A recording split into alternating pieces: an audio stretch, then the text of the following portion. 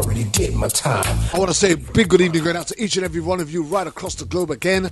Already did my. It's Saturday night, it's 6 o'clock GMT. Wherever you are across the world, whatever time zone you're in, it's World Jam Global Radio and it's time for Issues Today. Already did my time. I paid for my crime. Already did my time. I paid for those of you that follow me on social media, you'll be aware that I regard this as one of the most sensitive cases that we've ever had to talk about on the show. The system, it was all about survival. We're looking at the story of Semaj Crosby, many rivals. A 17-month-old child. I learned my lesson. Good gosh. There was not a man I couldn't beat. Suffer these children that come unto me, said the Lord. I was swimming in women. I had girls all over the street. I was getting money. Life was so sweet. Now things have changed. The whole game has been rearranged. I'm a changed man. I have 2 guests. 2 out of 4 have turned up, actually. Life is too short. Good gosh. All in jail. Got my good friend Alex Salazar, living hell.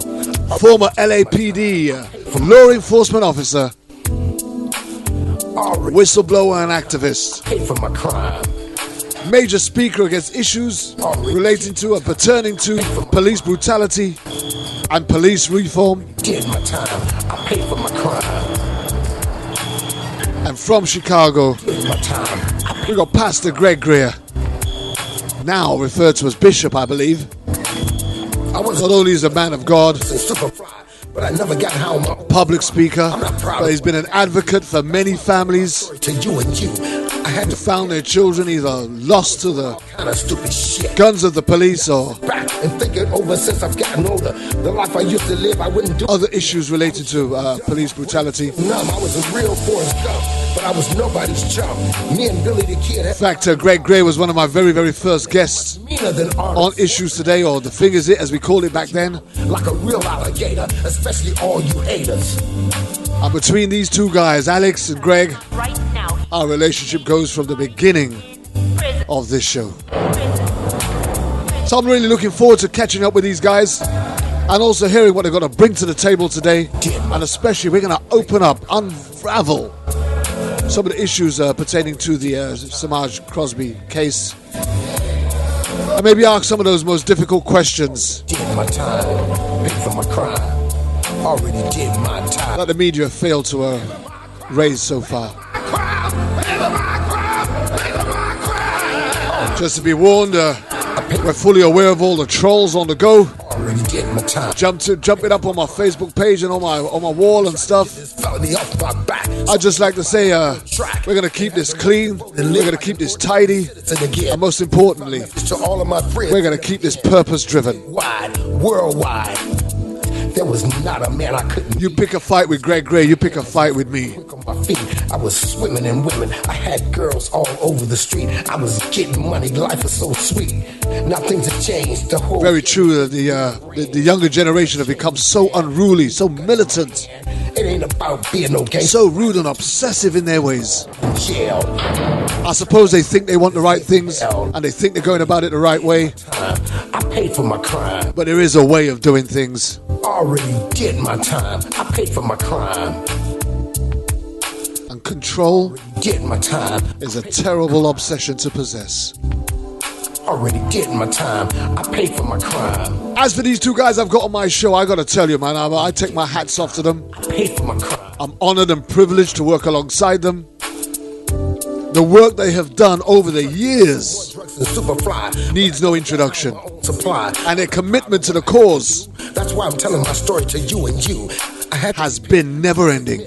I was doing all kind of stupid shit.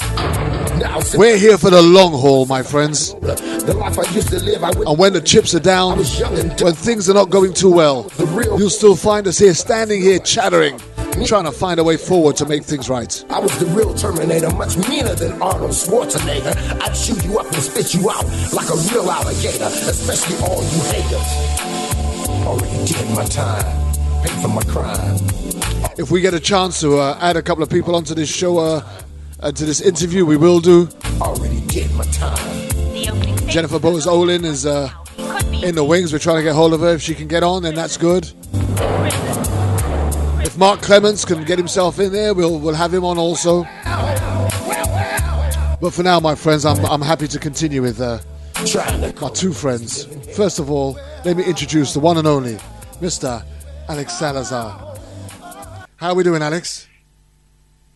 So happy to be on here again, like always, in this very positive environment with you, Kervin, and especially with Greg Greer, whom I have just always admired for his way of speaking out, even though it has drawn him, as they say, the haters here. I know why that happens, and because he doesn't pussyfoot around the issues, okay, and he calls people out, and if you're not able to address that issue or to look him straight in the face and to deal with the problem at hand, he doesn't have time for games, as I learned from him. And so I just offer that, kind of as a spectator and also as a personal witness to the man's, way of being. He doesn't mess around. And of course, his pedigree with everything that he's been involved in, with King's Group, the SLC, and with all these other things that he's involved in, I'm just kind of, I sometimes feel in awe, that I'm standing, in someone's shoes that was somebody like Martin Luther King, and I don't say that, how can I say it, just flippantly, okay? The man has really drawn the attention, the attack of the police, of the powers to be, and of course these people that don't want to see him, actually be a leader, and I just want to address that really quick. As for me, I continue here also, speaking out, for police reform in the United States. I'm working with a white guy, a guy by the name of John Mutt, whom I've talked about before on your show, who's currently running, and he's actually speaking truth to knowledge, as they say. He's talking about institutional racism. He's talking about this Trump mentality, okay, which really demeans people and is the reason why so many strange things are happening, I believe, today in the world. And so I'm just here, just trying to be an asset, trying to help out people in whatever fight they may have. I'm only one, to be used as a tool. And again, I thank you, my good friend, for having me on a long time ago, for having been able to do these shows with Greg, with so many people that have contributed so much to people all over the world to get a bird's eye view of what is happening here in the United States of America. This land that is supposedly the country, the land of the home and of the free. Well, we see that this is not the land of the free, that cliche has been just that, a cliche. It has been a lie and a farce. And now what we are trying to do is we're trying to expose it. So again, thank you very much. I'm glad to be here. It's always an honor and a pleasure to have you on board, Alex. In fact, probably one of the longest and most consistent attendees on this show. Always at the drop of a hat, in an emergency. If I need, I give you a shout, and you're always there to support, which is an honor, mate. It's been a privilege to share this journey with you. It's so important here to talk about this and to actually have people in the know who are not going to give you lies and fabrications. Oh, no, the police are our friends. Oh, no, we need to just wait and let the law settle itself. That doesn't work. We know that the law has been manipulated. It's been twisted. It's been swept under the rug. And so thank you, my friend, on the contrary, for being strong to reach out to all these people out here. And so I just can't wait to listen to what Greg has to say. I mean, this is a show that is going to be very powerful, talking about a little child, a little girl. I mean, this is why, the slogan Black Lives Matter is so important, because we can see that, this little child just being stuffed down there and no one caring or doing anything. The police department dropping the ball in the investigation, the suspect getting lawyered up. I mean, when does that happen? System failed, and it's my understanding that is the same location there where this notorious rogue cop got away with murder, at least initially, right, with killing his one of his wives, a guy by the name of Peterson, and I'm sure Greg will touch on that a little bit too.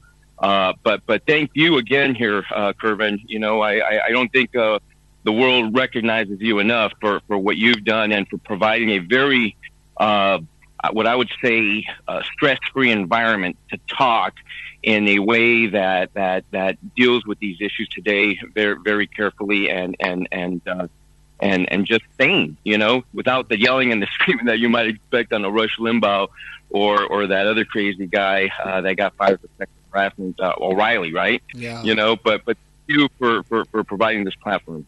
Thank you very much, Alex. And we're going to hear a lot more from you as the show progresses. But bear with us as I introduce our next guest, our main guest today, the one who's brought this story to my attention and wants to share it with the world. It gives me a great honor and pleasure to introduce Greg Greer, Pastor Greg Greer, Bishop Greg Greer. On that note, how are we doing, Greg? Thank you so much, Kervin, and I'm happy to be on this show today with you and Alex. And I know that I'm in the company of friends. I tell you, can you hear me? Okay, sounding good. I can hear you clearly. Yeah. You do sound like you're at a distance away from your computer or microphone. Yeah. Okay. I was saying, yeah, I know that I'm in the company of friends, and I'll tell you what. As we are thinking about the issue of Semaj, on the outside of it, I won't go into the specifics of it, but on the outside of it, I want to say that it is very important as a national human rights leader in America that we continue to talk about these issues. And I appreciate the work that you've done, Kervin, and really connecting the dots, because I tell you, not just in the UK, but I mean, people need to know about human rights and how they are represented or the lack of thereof from all around the world. And as we're talking about these things, we can start applying these things to communities where we sit in. And I tell you what, if it's going on in the UK, then it's going on in Chicago. If it's going on and it affects people who are oppressed in Africa or South Africa, then it should affect me in Chicago or Alex in California or Los Angeles. So, these things have to become to where as we understand them from a global standpoint. And Kervin, you have done an excellent job at that. So I commend you. Semaj's flight, which we'll talk about, is something that is very necessary. And thank you. And I look forward to the conversation today. Right. Well, just before we get into the nitty-gritty, for me, I want to reiterate that this is a very sensitive subject. We're warning you up front. It may well get emotional. It could be a roller coaster ride on this, because we're going to be touching on something that's very, very sensitive and dear to most people. We're talking about the life of a 17-month-old child. And just to put it into perspective, I'm going to ask the question in a minute, Greg, in particular, as to why there is such an outrage on this particular case. But before I do that, let me just say this. Here in the UK, we've had several cases over the years where children have gone missing, children have been reported missing, the parents have reported them missing, family members have reported them missing, and at a later date, at some time down the line on the investigation, the children have been found underneath a bed or locked underneath floorboards or in an attic or somewhere else, and most of the time it is said that in almost 80 to 90% of these cases where small children go missing, it's always a family member that ends up being really at the heart of what went wrong, either accidental or deliberate, irrespective of which one you want to class it as. But I'm just trying to work out how this particular case managed to explode the way that it did.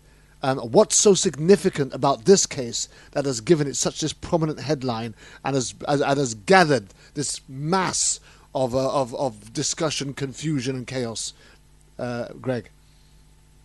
Well, one of the things that really is unusual about Semaj's tragic death is that the suspects who are involved in this case are family members.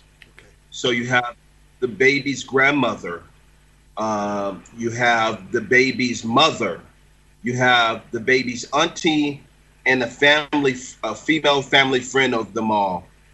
These are the primary suspects. Normally when you have a fatality or a murder investigation, sometimes you find the body's taken somewhere out in the wilderness and that sort of thing. there's not an identifiable track, and investigators have to research. In the case of Semaj, her body, the baby's body, was found in the home under a couch. And for me, Greg, let me just rewind a minute, because she was reported missing by whom? Well, that's what I was going to get to next. Okay, and great segue. She was reported missing 30 hours before by her mother and her grandmother and her auntie, also the family friend. These are the suspects. These are the 4 women who last saw this baby alive, according to records. And the bottom line is that they were the ones who have the most knowledge as far as what happened to the baby. Unfortunately, all of the suspects, which are the family members, have not come forward with any information, and they've all lawyered up. So there was specifically to your question, the baby was initially reported missing, and a day-long, a 30-hour search by community members, law enforcement, people who are the concerned family members.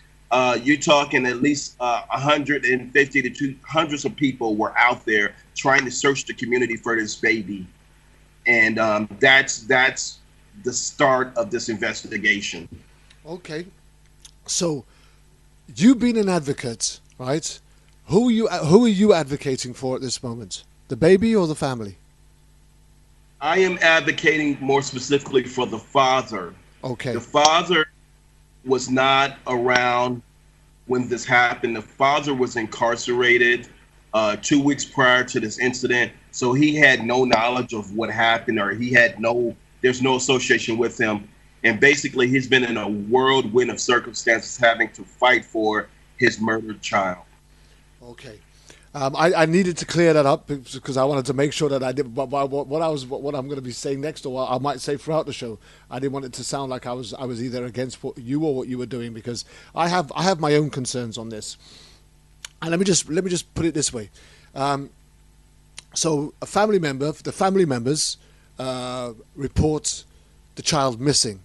Now, you'd have imagined before they reported the child missing, they would have had some kind of extensive search themselves for her. I mean, if I'm in my house, right, and all of a sudden I can't hear my daughter playing, right, calling the police is not going to be the first thing that I do, right? I'm going to go to her room. I'm going to go room to room. I'm going to go in any nook and cranny around the house, the garden, outside, where she might normally play, in the shed in the garden, anywhere. Any height that she could reach. There would be an extensive search between me and my family members in the home, unless I was here on my own. But whoever was here, there'd be an extensive search looking for her if the child was missing. And during that 30 hours of recorded missing time, I would have gone over that another 10 or 15 times, inch by inch, millimeter by millimeter, underneath the cardboard, any hole that might be underneath the cardboard in the floorboards, or out in the garage, or every possible ground that could have been covered would have been covered.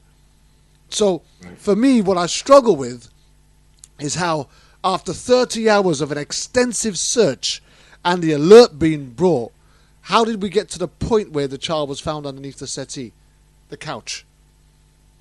So just for clarity, now, there was a Department of Children and Family Services, which is the child protective agency located in that community. It's called Department of Children and Family Services, right? Everyone has a variation of that of some sort, shape, form, or another.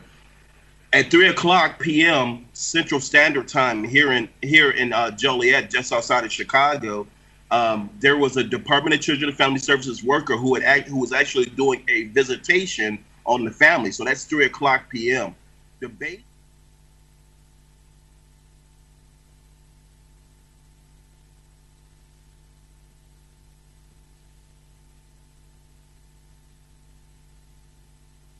Hello.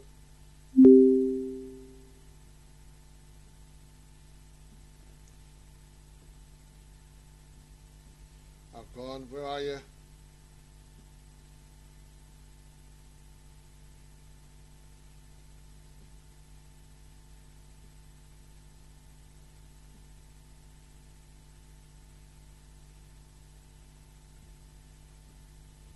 I've got no sound at the minute.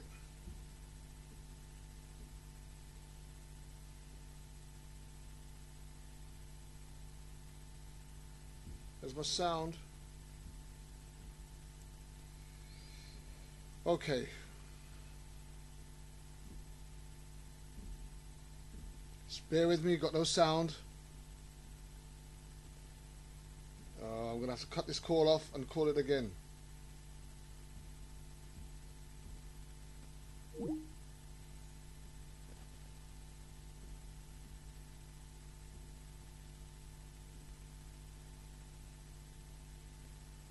Hello, guys. Ajay apparently wandered outside of the car, wandered in the dark, and that's how it got started. So they were saying, hey, this infant, 16-month-old infant, was outside, maybe hiding under a bush, and basically they couldn't get ice cream, and they were looking for him. So henceforth, a search begins. It's a very unusual story because I just don't know a toddler who would be wandering around in the dark without being scared or crying. So that's where it starts getting hairy.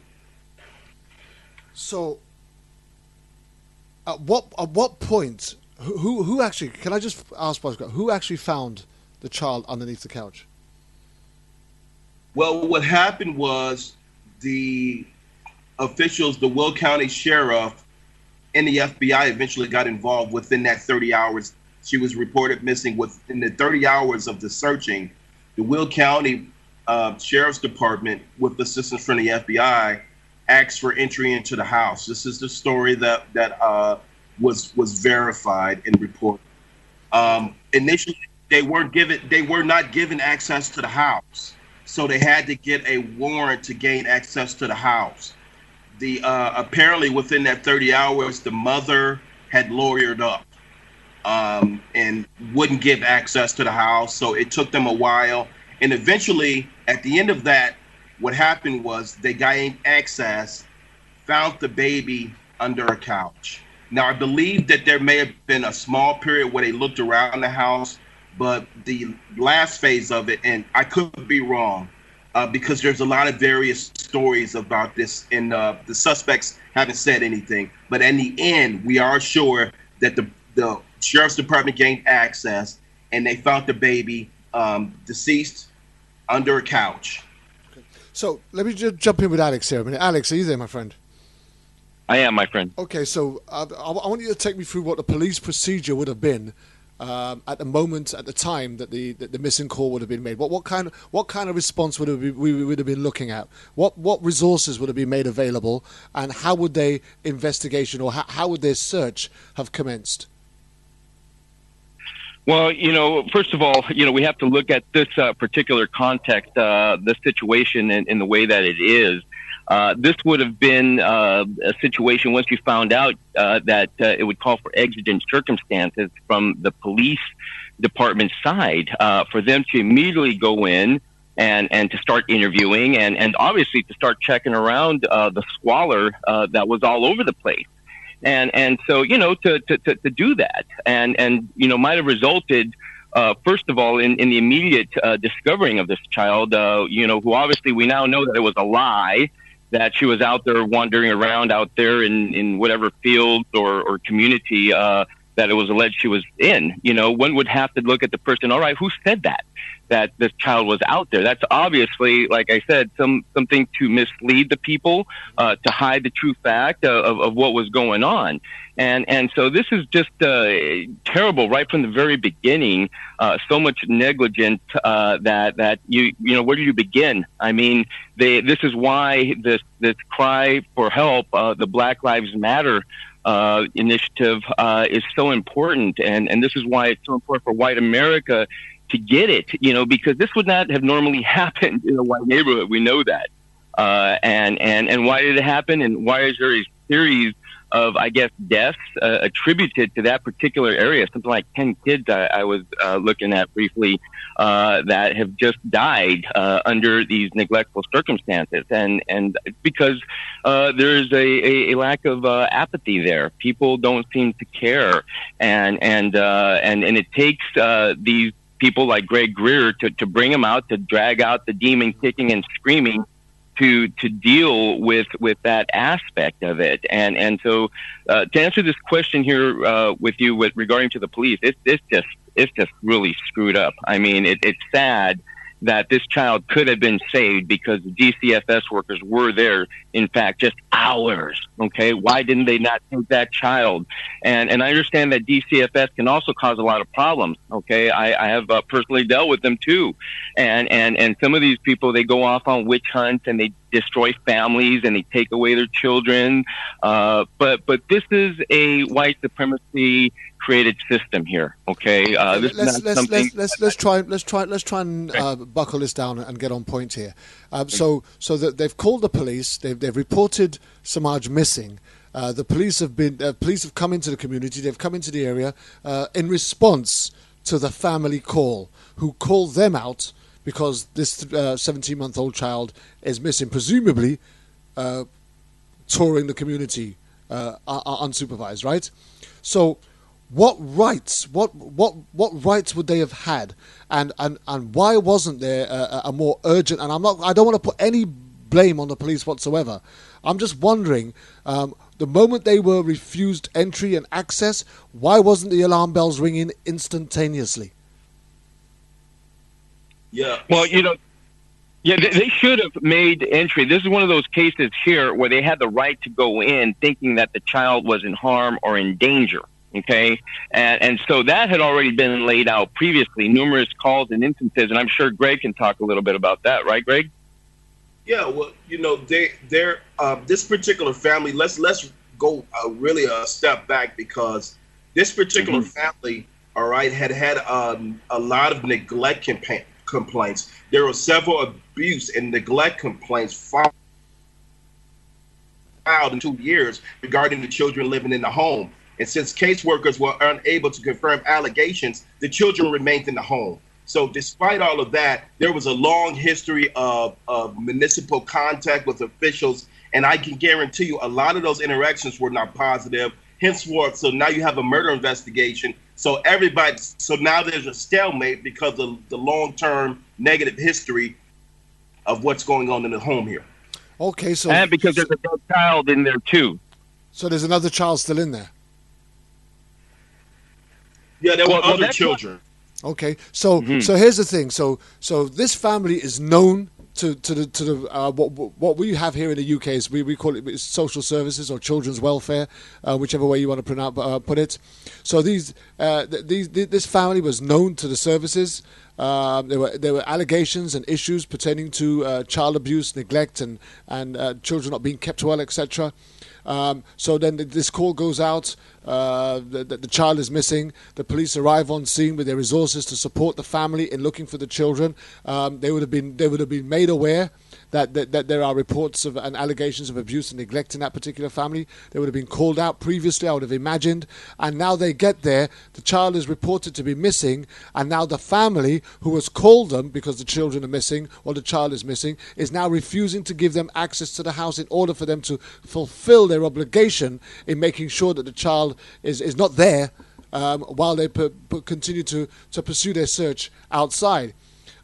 So what I'm trying to get at here is what rights would the police have had, and how far could they have gone in that precise moment, right, to either forcefully gain access, because surely that's a situation where you would have been justified in forcibly gaining access. Yes. Right? Yes, they call that exigent circumstances. Those are the few times when a police officer is allowed to go in and bust down the door when they know that a crime is being committed or that someone's life is in danger. That is when it is allowed to be done. So for me, as if I was in the community, I'm not looking to put any blame on the police whatsoever. So please, I hope people that are listening don't misread what I'm trying to say here. But we got a guy with mental health issues who his mother calls and says he's not eating his food. They're going to turn up and pull their guns out and drag the guy outside, right? They've gone into people's homes and shot them before now, where they weren't even needed, unarmed, right? But yet here we have a real situation, a situation of real intensity, a real life-threatening situation where a child is missing and you know that there is issues of abuse and neglect, and the family who have called you out are not letting you into the house, alarm bells should have been ringing instantaneously, and an immediate access should have been got at in order to just preserve the scene, the area, because those 30 hours must have given them a hell of a lot of time to get rid of, mislead, put away, bury, hide information, cover their tracks, all sorts of stuff. Surely. Yeah. Tragic litany of failures, even on the ground with the investigation, including having the FBI there. You know, you would have thought that there would have been a more aggressive steps taken towards finding this child. You know. So is the community anger? Is there any community anger at the way the police handle their approach on the call out? Well, the community itself knows that there's a litany of failures, Kervin and Alex, by even from this point of state welfare investigators. You know, 10 investigations into abuse and neglect from this particular home alone were known. And I tell you what, when you walk through the door, and we didn't even talk about that part, we're talking about prior to the child's death. You know, you walk through the door, and if you saw the pictures, according to everyone, filthy, bug-infested house in the township, month after month. And I mean, you know, almost to the point where it was even unlivable. Now, there's so many different stories about that, including violence in the home. You know, these children should have been removed from the home. So I say that to say that with this particular agency in Joliet Township, it is very challenged, not just in Joliet Township, but in the state. Yeah. So they are known for not doing the right thing. Okay. They're known for being aggressive or being to the point. So that's where community. I should say, lastly, that is where community outrage is right now. I get all of that. Now, that's where it starts at. Okay, so on top of that, you also have the added issue where, you know, they have to be seen to be following all the correct protocol because of the outrage if they was to remove a child from the home, and it was proven that they were a bit hasty in what they did. If the allegations were not confirmed, then they actually had no rights. But if what you're saying is that the services have been into the home and the evidence of neglect was staring them in the face, the question has to be raised as to why these people were allowed to keep the children living in this insect-infested environment. So just so you know, here's the some more moving wheels that we're going to throw in as we're laying this out. This thing rocked, not just this is rocking America, but let's go back down to the township, because the investigator, George Shelton, was instantly removed. He actually quit as a result of this investigation. One of the things that he was doing was he was paying DCFS investigators $100 gift cards for closing cases. So now you have a trail of haphazard cases where children are. Yes, he was giving. You're hearing what I'm hearing, Alex. Oh my God! So that's corruption, you know, at its core here. Oh my God, I can't believe this. This is just nuts. But you see, only poor cities would be subjected to that. They could only get away with that in poor slum areas, right? In areas where they thought nobody cared, people don't matter. Exactly. People don't matter. This whole apathy thing, and here's the problem: that this is happening everywhere, though. Okay, this is not just this child. The reason that this child is drawing so much attention is because you got individuals like Greg here, you know, who are finally, like I said, dragging out this demon of apathy. And people are realizing, oh my God, what are we doing to ourselves? What are we doing to our societies? And like I said, you know, I tried to talk a little bit about this white racism that's been going on. These guys have created these problems, okay, by choosing not to treat these individuals in these former slave areas of the United States as equal human beings. And so now fast forward to the year 2017, we have these debilitating issues that are creating these type of neighborhoods and people. And so, it's good that we're talking about this and removing. I mean, it's so stupid that we got to get to the statistics. Oh, it was 3 hours or 30 hours or whatever the heck it was, because it really doesn't matter. This was going to happen no matter what to this poor child or to another one, or as it has been, with the cycle of deaths there. I guess it's 10 deaths there, right, Greg, or something like that? Kids have just died because of the. Well, the real issue, if you really want to put it in context, is just the litany of failure going up into the incident of this death, Alex. And that's why we can't stress enough, because that's where the real education is. But we don't have to, I just want to say that in addition, I want to add that so we can paint a bigger picture. These children in the home, there was reports that they were outside and playing on playgrounds all hours of the night. They would routinely send these children out. And I mean, you and I, if we saw a child 3 o'clock in the morning on the playground, wouldn't that strike you as strange? Oh, absolutely. If I've got a child at 10 o'clock at night out on the playground, I'm concerned. And we've seen it here. And when I talk about a child, right, me and my wife have often talked about her. I think it's about 10 or 11. But at 10 o'clock at night, we've seen him out here playing, and we have concerns. So we're watching, and we'll say, well, why aren't you home? And we'll be watching from our window because we know that this guy is young. But still, when you're talking about 2 and 3 years old and 5 and 6 years old, then that's catastrophic, beyond negligent. Yeah. Yes, it is.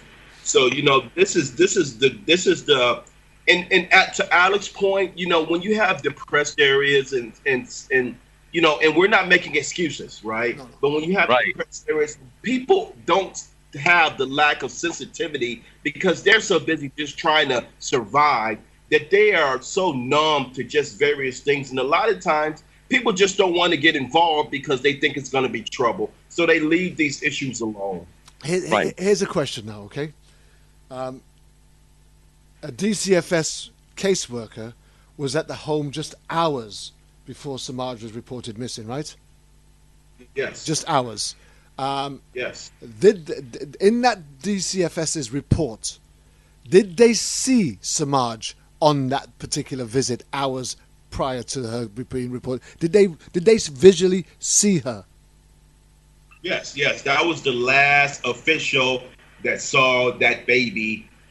That was probably so they're saying they officially saw her.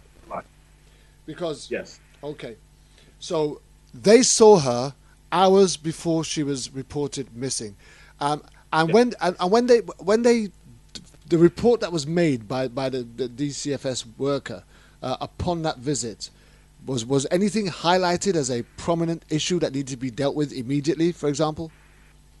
Well, yeah, there was an indication of neglect, and they were actually going to go forward and go into court. There wasn't, according to the report, there were, let me see, there were allegations and outstanding cases that the mother was dealing with, and they have been in court even prior to the baby's death. So there's actually pending court case, neglect cases on the mother prior to this. Wow. Because what I'm looking at here in this story is that the body, when they eventually found the body was already decomposing, right? The body was decomposed. There were roaches inside of the baby's face and ears.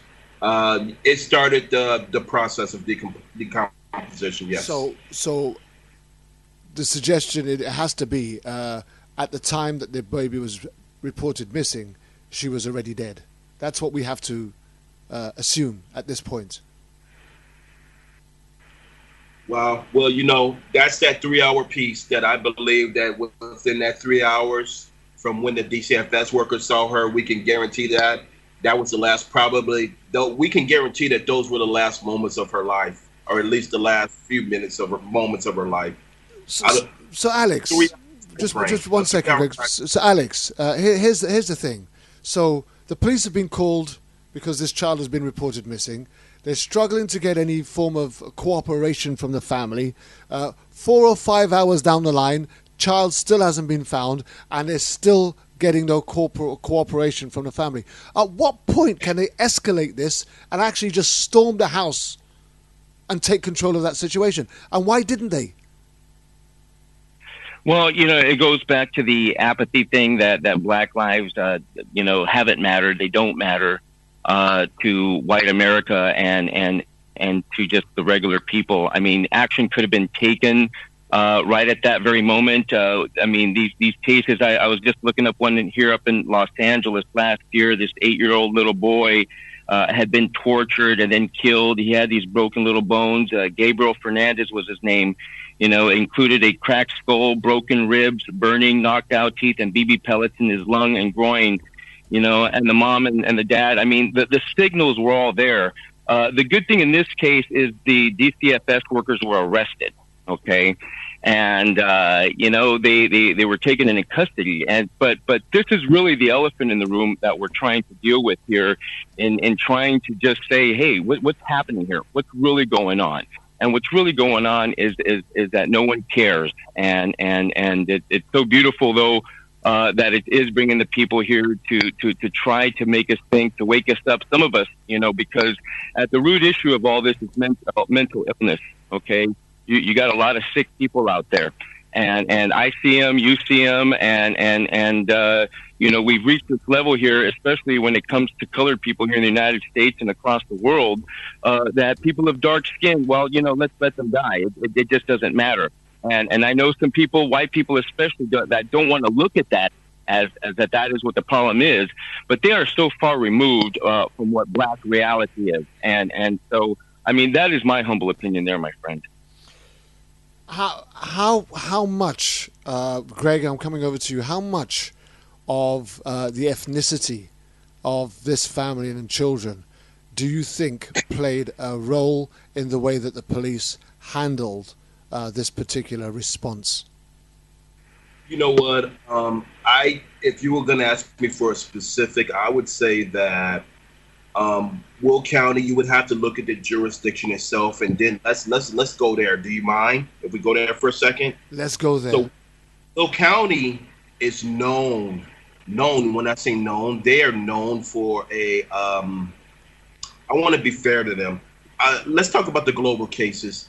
Alex mentioned the Peterson case. Now, Peterson was a cop, a police officer in the area, and Peterson was actually indicated for killing his wife. He was indicted eventually, but Drew Peterson, if anybody wants to look that up, it took roughly, his wife was Stacy Peterson. She went missing. So we have a similar scenario to Semaj, and there was no indication of the body being found. So in the Peterson case, he was a Bolingbrook police officer, which is Will County, the same area. He was a police sergeant. He was a suspect since day one, but he walked around for almost a year, signing autographs even, very bold, very aggressively, until he was even charged. The municipality didn't want to touch Peterson, even with a identifiable track. Now, the last thing I want to say about the Peterson case is that not only did he have one wife, but there were two more wives that disappeared or died suspiciously. So Peterson is currently possibly being charged for the next few wives. But at this point in time, this county, my point is, this county is known for lackluster, I can say, investigations. Yeah, that was a national case out here. That is what paved the way for what we're discussing. Right. That was a big case that happened out here. I don't know if you heard about it, Julien. It was really big where this cop literally got away with murder. Okay, and these guys here in this county here, which apparently this case with this little girl is from, they allowed things, they controlled things to happen, and this is one of those cases where you have what they call an oh shit moment. They don't know what to do. Okay, they're scared right now, thinking, oh, what are we gonna say? And oh, you got that, Greg out there causing trouble, and he's a rabble rouser and pissing people off, and But this is the issues of what's really going on here, is that people just didn't care. Okay. And hopefully it'll take people like Greg here, who, again, I'm not a groupie. I don't worship the man, but he is a real leader. Okay. Being out there and being in the thick of this madness here, this chaos, how he can keep his mind together, I don't know, because I'd be going crazy out here with these people too, but really he has that sound mind, to try to bring this out, to hopefully make connection with the government here, and for them to accept their culpability in making this the issue what it is. It's kind of worrying that a child, an innocent child, has had to lose its life for some people to wake up and smell the coffee. But here you have a 17-month-old child who has been presumably missing for a period of time, and we're looking at the whole 30-hour duration. But for me, there needed to be an escalation well into the first hour, and you could understand the first hour, people trying to get their resources together, trying to put everything in place, trying to get an understanding of the surroundings and where this child could have gone had she left the building, what direction she might have gone in, and putting up a perimeter to kind of start looking at, and to say, well, in this amount of time, they surely couldn't have gone further than this, so let's start looking from here and maybe working inwards or working outwards, whatever. But all of that would have been, your first 20 minutes, half hour, or, you're getting all of that together. But then after an hour and a half, and not only is there no sign of the child, but there is no sighting of the child. There's nobody saying, oh, well, I thought I saw a baby going up there, and, I just thought I saw a woman beside her, and I thought that might have been her mama, let's go and have a look over there. There was no sightings of a child who could have possibly fitted her description anywhere in that vicinity. And I'm sure the officers would have been doing some door-to-doors, passers-by, cars driving by, and knowing the area. I'll try to imagine the area as I would imagine a ghetto kind of area, right? There would have still been guys sitting on the hoods of their cars or on steps, chattering away or whatever. Little crowds and pockets of areas where people still hung out, right? Where you'd go and ask the question: did you see anything? Did you hear anything? Did you see anybody go by or whatever? But after 2 hours, and I'm being really generous here, after 2 hours of no sightings, no confirmations, no observations, no witnesses coming forward to say, well, I saw something going in that. After 2 hours, surely your entire focus has to be back on the house. Surely, Alex. I'm just dumbfounded here, just listening to all this that's going on with Greg. When I came on the show today, I didn't realize, the enormity of it, as I'm, here now just kind of giving my little 2 cents worth. And it's just really, really, really sad that, it's taken the death of this little girl to awaken humanity and even those people that are there. It's almost a spiritual thing here as I look at it, that hopefully it can be used for the better, for us to really address the elephant in the room, that this has happened and it's been going on, and that for us to get a handle on this and for there not to be riots and people attacking the system, because I don't see us as attacking the system here right now. Rather, what we're trying to do is we're trying to expose the system, okay? Absolutely. So here's the next thing now. So the autopsy has been done, right? And they've now, well, not they now, but at the time, it's asphyxia. Mm-hmm. Okay. We now know it's murder now. We now know it's murder then. It was intentional. Okay. So now we know it's murder, right? Greg, just take me through any information that may well have been given by the family since it's been deemed to be murder, confirmed as murder? What has been the response from those that were at the home first claiming that she was missing, etc.? What has been their response? Yeah, so I'm gonna be honest with you, Kervin and Alex. There has been absolutely no response to that because all of the suspects have lawyered up and they are not talking to the authorities. I believe that the grandmother and maybe the auntie went and did one polygraph, which some of the questions were failed. The authorities have not released that information, but and you know what? Let's say that's speculatory because that's not confirmed officially. Let's say it like that. But we know through media reports that the two family members who went down failed at least one question. There's been a stalemate and there hasn't been any movement at all. The baby died April 27th, and we're talking going on almost several months, and we haven't had any movement except for the coroner's report, which, as a result of the coalition that I am a part of, I'm not saying specifically because of my action, but the coalition and the community effort. After 2 weeks or 3 weeks ago, 3 weeks to date, the coroner released the official report because up until this point, it had been listed as official or suspicious death.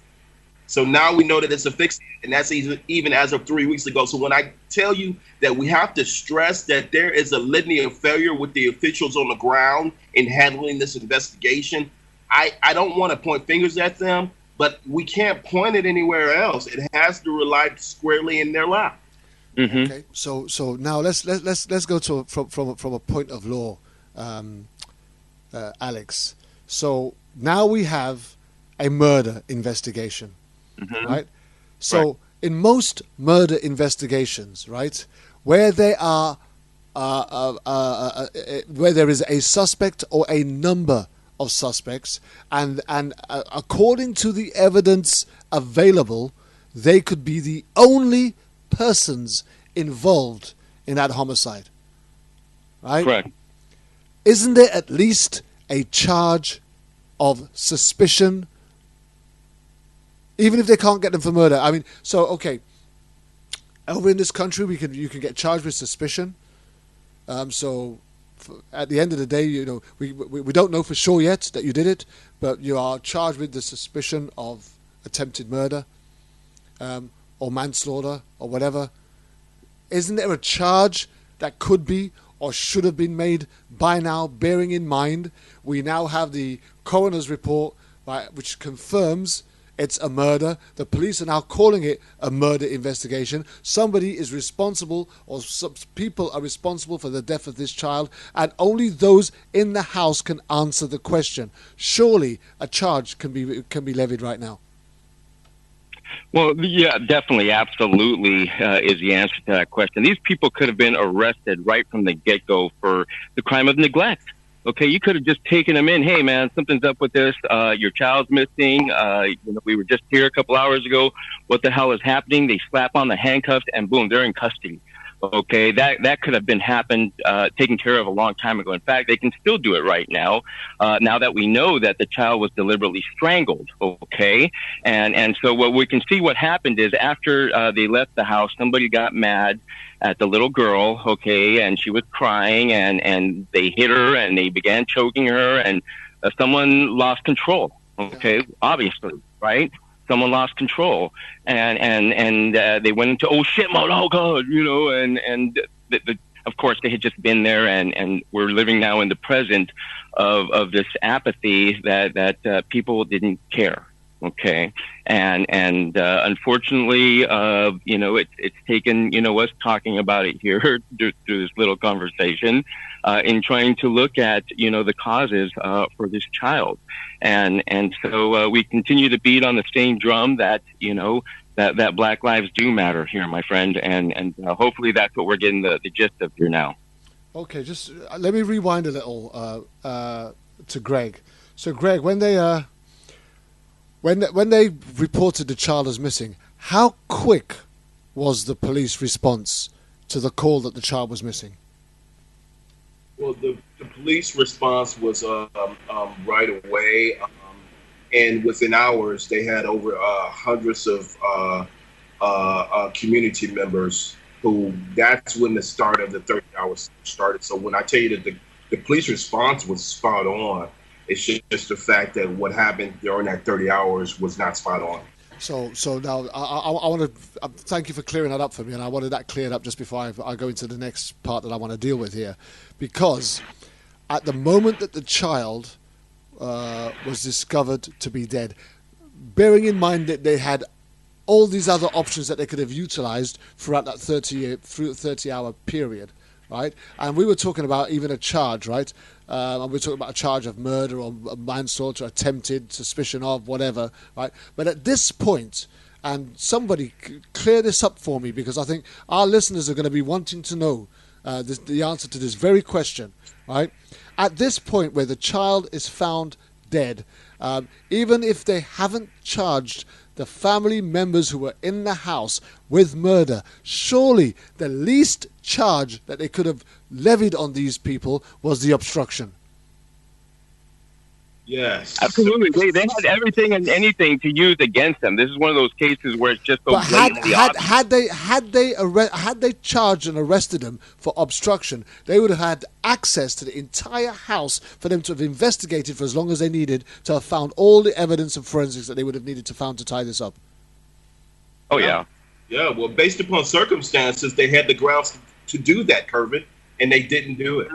And so, therefore, we have to question the failure of the authorities at this time, irrespective of, because these were bad parents, all right? These are bad, no doubt about it, this was a bad family, bad parenting skills, whatever the issues that was going on there, well known to the local services. They knew that this was going on. They knew that the child was being subjected to this lifestyle and environment. They knew that the child was being neglected and abused. All of these things were commonly known. Right, but now what you have is a situation whereas, right, they are now obstructing the officers from getting to the bottom of the truth, right, and without any hesitation, I can't help but think to myself, if we weren't in a poor black community, would the response have been different? So let me just say this to you. So really, because we have to be clear about this. Now, hour 30. Okay, let's go right to hour 30 when the baby's body was found. At that just prior to that, the mother came. This is the story, and it was verified by multiple sources. The mother came driving up with the attorney. The mother had left. Search is going on. Came back. Driving up with the attorney, and FBI agents, multiple agencies from other jurisdictions were on the ground, including community members, went into the house, were not granted entry. Last minute, the attorney is the one who cleared the Will County Sheriff's Department and the FBI to go into the house to do the search, and within minutes, the baby's body was found under the couch.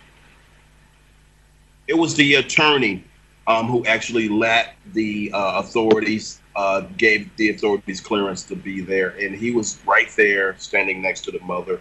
Within days, all of the suspects are lawyered up. Wow. Here's where it gets even more interesting. Within days, the house was burnt to the ground. Is that correct? That is correct. Right after the funeral, the house was burnt down, and it was a suspicious fire. The coroner actually looked at the fire because there's been no indication of anybody. There hasn't been any suspects in the arson investigation. The arson investigation, which is ongoing as well, there's been no suspects.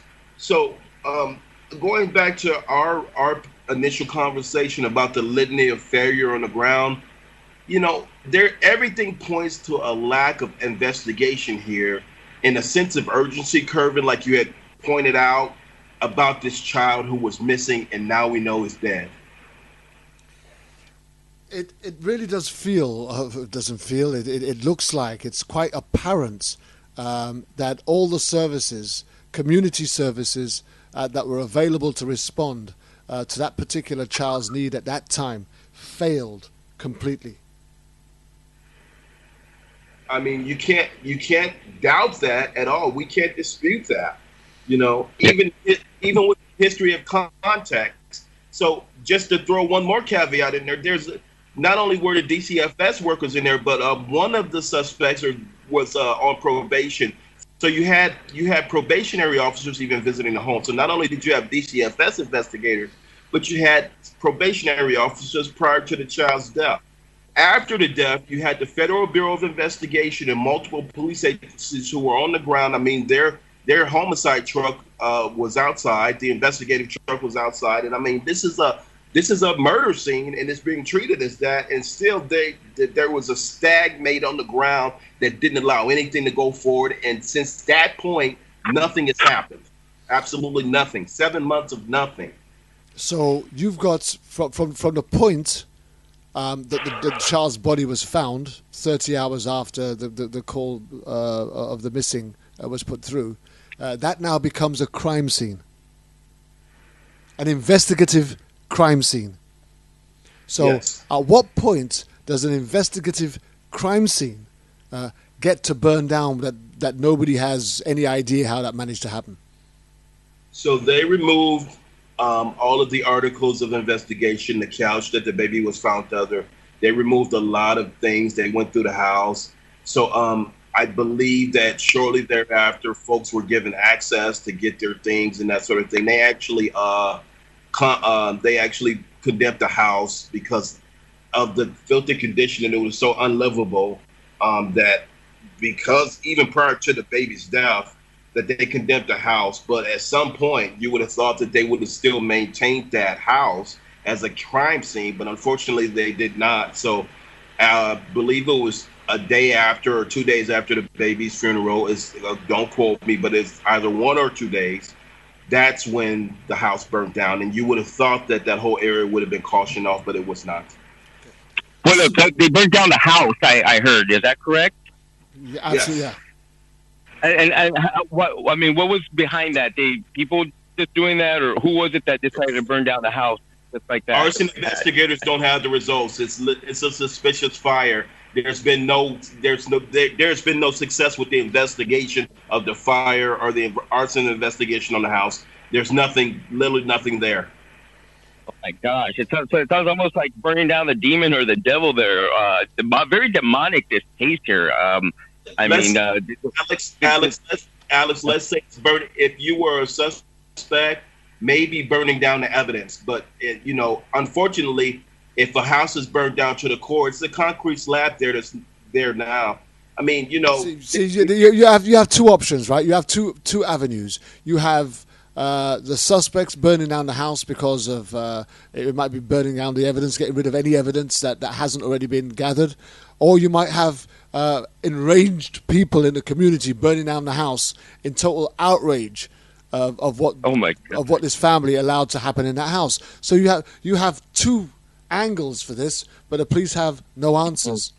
But let me just come back again, because you've been pointing out that this house was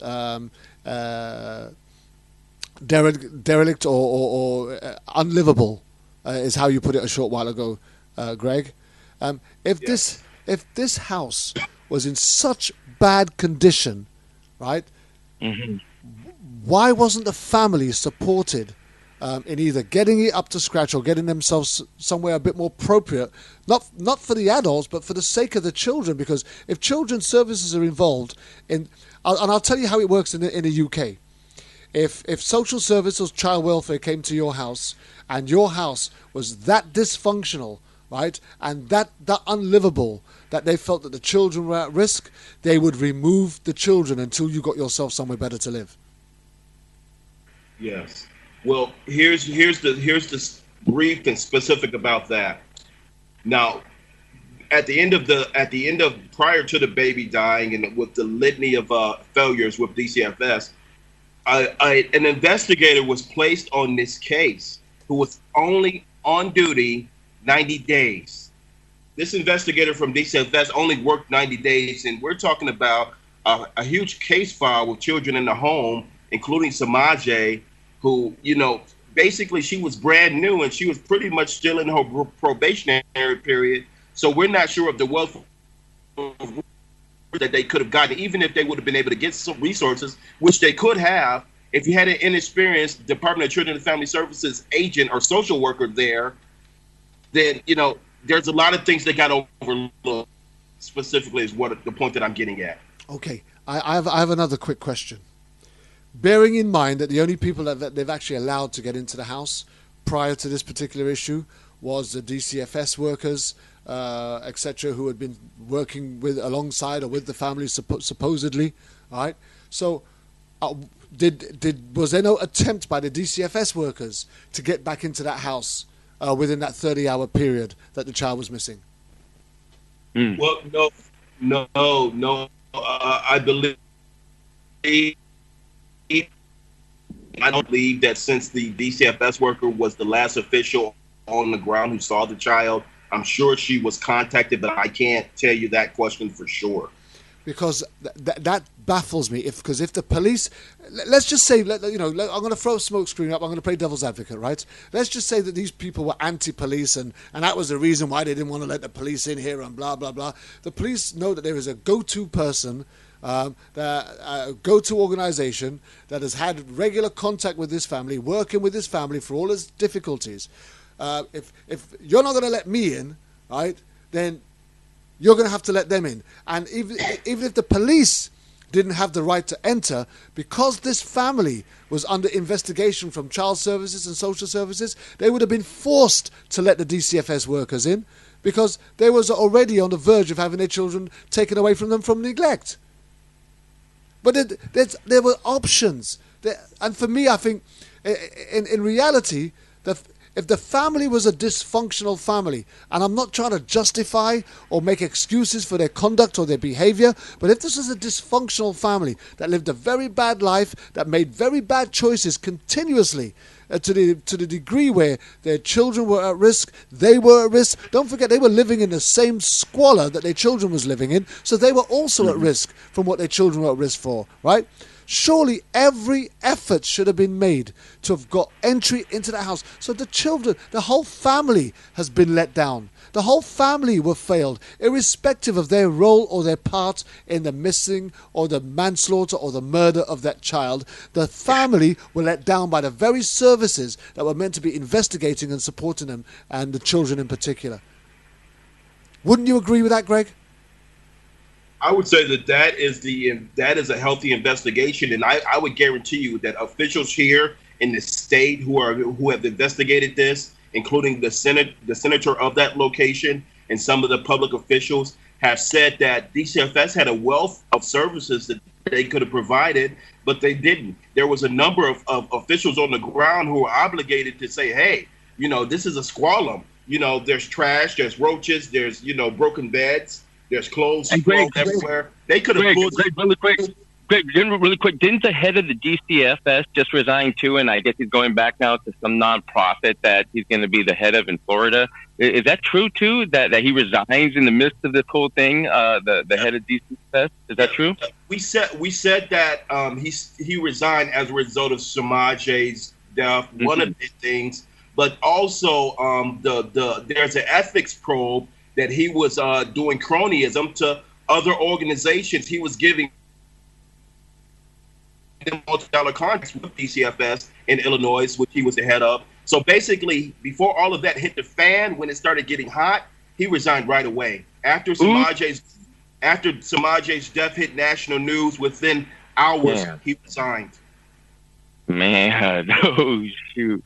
Well, guilt is obviously all over their heads. I mean, what's left to do here, my friend? I mean, I as a private investigator, I do a lot of these cases out here for behalf of the families whose loved ones have been killed by the police physically. Here you have almost the same thing happening, except no trigger. It was just simply allowed to happen.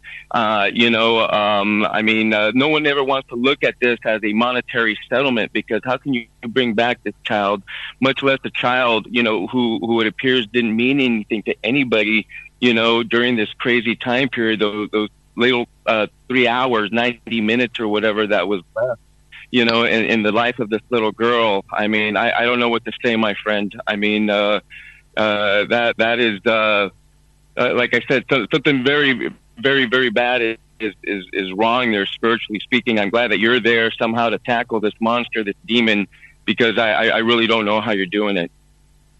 The thing is, somebody in that house knows what happened to Semaj. Oh, yes. Somebody in that house. Yeah, we can bet that it's pretty much all four of them here, the people that lawyered up, okay, because if you were of clean conscience, okay, you would say, yeah, John did it, or whoever, right? Or Mary, or the mom, whoever it was that lost control. But you have a conspiracy here right away. And the way it would work normally, and Greg knows this as an investigator himself too, that you play these people here against each other. Okay, who's going to really tell the truth here? And I'm sure it would have been easily to get. Okay, this is not rocket scientist type stuff. This is just a simple investigation into trying to find out who did what. And what we knew is that this child was consistently being beaten or being hurt. Is the record. I don't know anything about the past, childhood abuse. Maybe Greg can shed a little bit more insight into that. But the writing was long on the wall, and I can only hope that the family just keep Greg there. Sorry to cut you, Alex. Before I go back to Greg, sorry to cut you, but this is specifically for you, Alex. Right? Bearing in mind we're talking about a case of serious neglect that has been ongoing over a long period of time. How much of that information would the police have already had prior to them calling the DCFS workers? Would that have been something that they would have already been aware of when they were called out to the house? Is that something that they would have had on their database, for example? Usually there's not, and I can guess in this little type of county, there just wasn't any kind of communication, is what it seems like, between the database systems and what have you.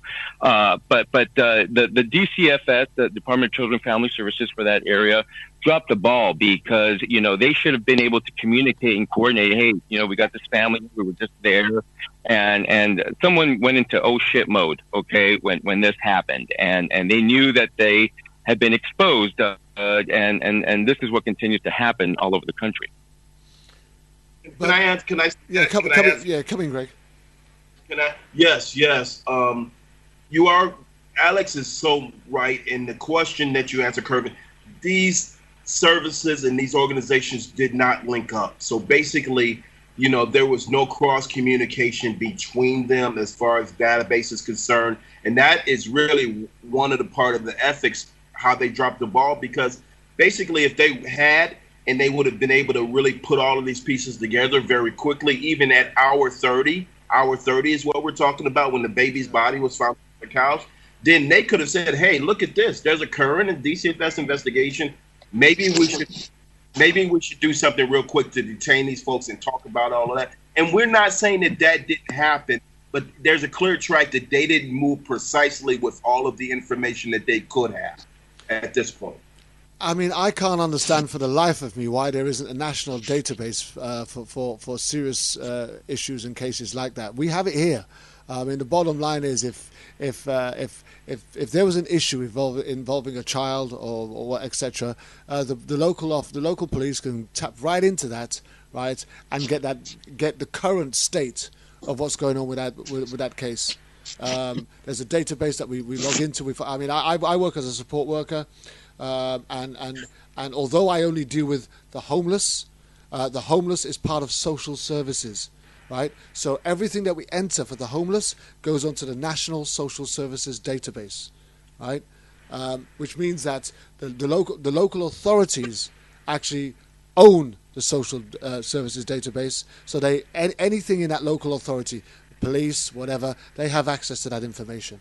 So I, for the life of me, I cannot understand why these organizations are not already working together. Because there are criminal issues taking place in that house. You're talking about one of the occupants being on probation and a probation officer visiting. So there are already areas of concern here that tie the two together.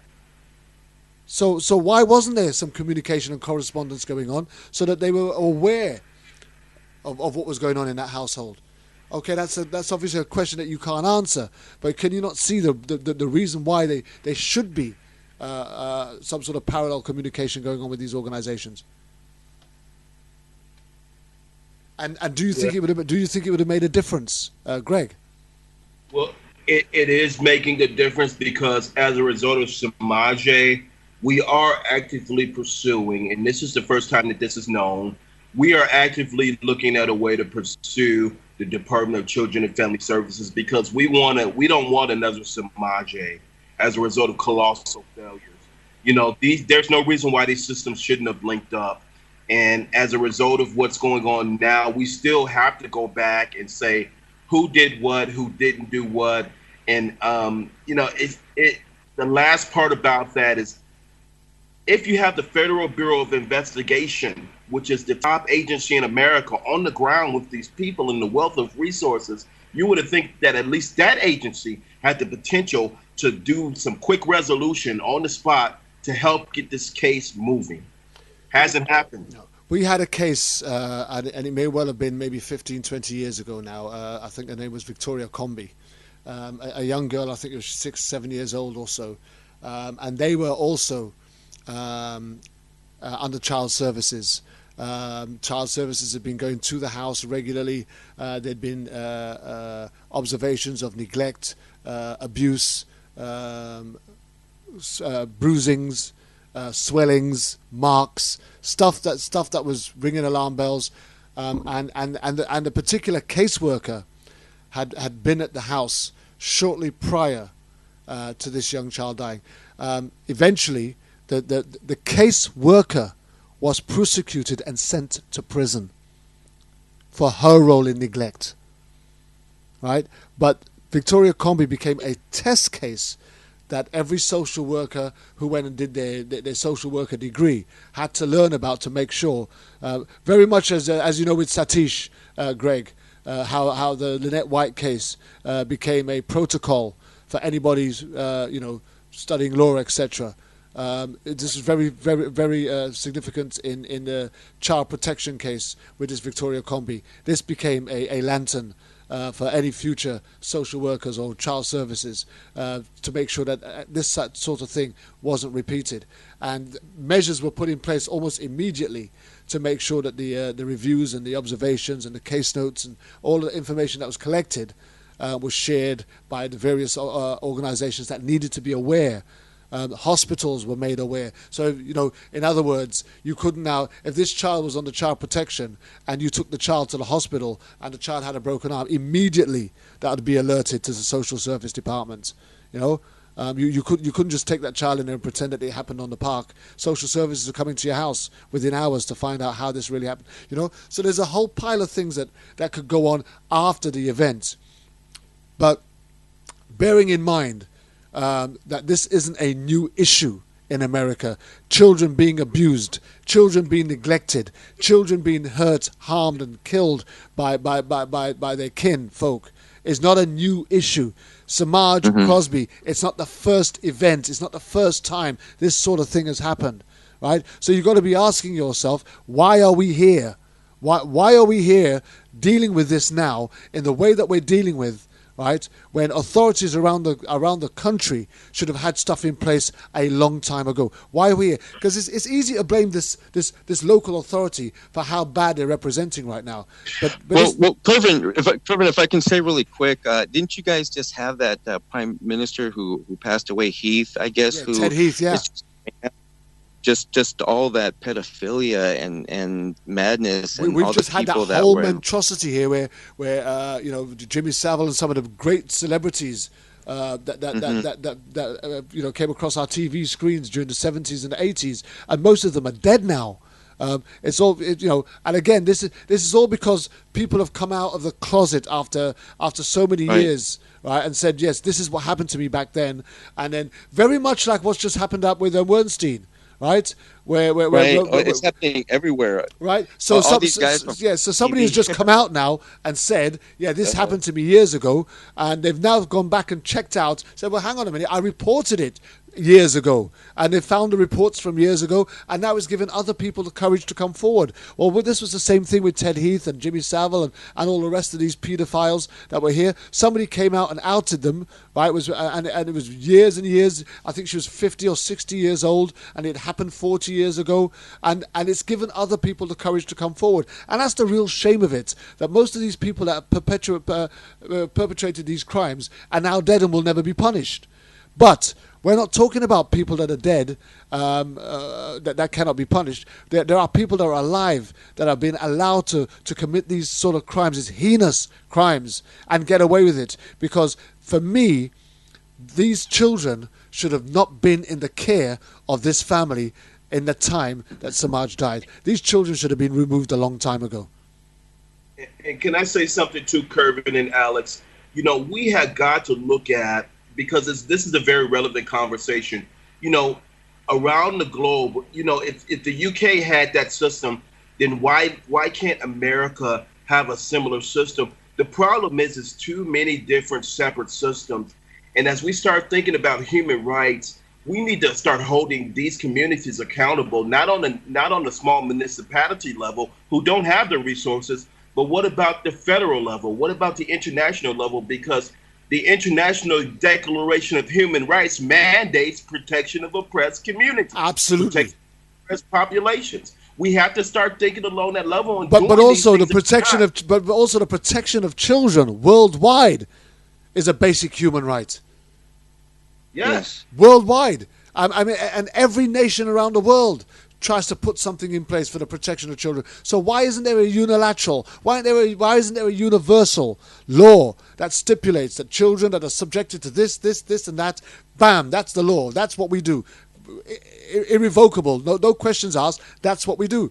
Because now social services have the right to turn up at your doorstep with a court order to remove your children, and you cannot stop them. You can get on your knees, you can cry all you like. They have the right, they have the power to remove those children if they deem those children to be at risk.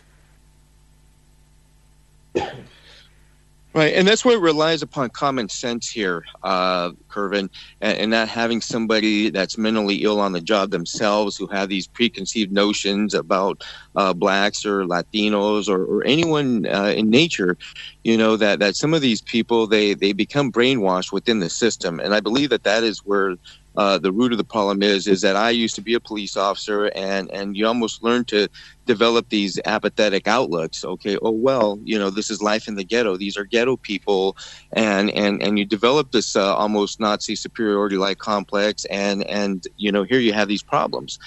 We had Rodney King as a result of an incident which happened every damn day. How many times a day can you imagine L.A. A black man got beaten? Okay, and especially when they ran away from the police, the big thing was, you don't run away from the police. You run away from the police, you're going to get your ass kicked. And so this continued on and on until it was just exposed in the most ugliest of ways with this incident, which, for the first time, I believe was ever caught showing the United States of America law enforcement, to which I belong to, the LAPD, being hypocrites and torturing the black man, and so the fact continues for us to deal with these type of issues here, and really, wow, I can't believe that we've had this conversation here. I mean, it just blows my mind, and I am not at all envious of my friend's position here, because I know that it draws a lot of toxicity, particularly with the demonic nature of this matter, and may God really have his hands on you, Greg, and you stop me right there, because I think it's worth, because this Alex, let me just say this, please. Let me say, Right. because this case has been a flurry of issues, it is an emotional whirlwind, not just in this community, Right. but I had to clear my Facebook I have to clear at least 50 death threats a day from Oh my God. as a result of this case. Wow. I kid you. Oh my Wow. God. Yeah, I figured that. That's why I was mentioning it here. I didn't want to talk about that, but since you have, we might as well go there and deal with these idiots who will probably listen to this podcast here and use it to inflame things. But you're there just to help out people, Greg. And I have known you for I think I can say a long time. I've met you even personally there in Chicago. To talk about some of the madness going on there too, and you're no stranger to this type of work, my friend. So, for the people that are listening and for the people that are against and the haters, you guys need to get on the right side and get behind our friend here who's just a man who has his imperfections just like everyone else. But for us to really get behind you, Greg, and I know this was not done here for me to provide a platform for you or anything. This is just simply the goddamn ugly fucking truth of what's happening there in this area that it seems like time forgot. This is what the Civil War was fought about, and we continue to fight this ugliness in the midst of an administration that continues to want to create these type of situations. And I can guarantee you this is not going to continue because the people are going to rise up. And by then it's going to be really ugly and people will die and the best thing about this though is we can prevent this, through good leadership and so if people are listening, whatever I can do now, my friend, to back you from wherever I'm at here, and of course people, where can they turn to here to get in contact with you, in case you're listening? The unfortunate thing is, and again, I agree with what you've said there, Alex. I'm not here to pat Greg Greer on the back. I've worked alongside Greg Greer on this radio station for nearly 3 years now, over 3 years. We've been doing work together, and I've been watching his work, supporting his work, and he's been supporting mine. But I've watched him consistently work in a program to try and bring peace and unity to the city of Chicago, where everybody else is looking for financial or political gain.